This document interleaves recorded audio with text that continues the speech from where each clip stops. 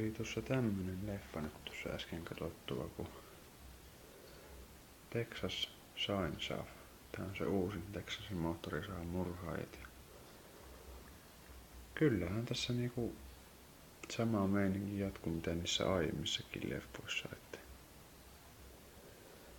kyllä ite tykkäsin tästä leffasta ja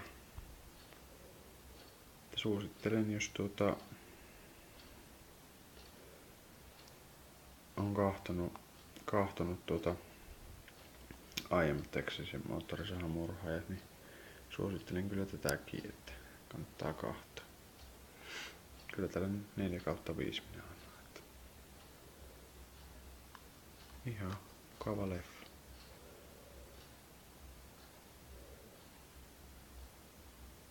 Joo, mutta näihin Texasin moottorisahan murhaaja tunnelmiin täältä tähän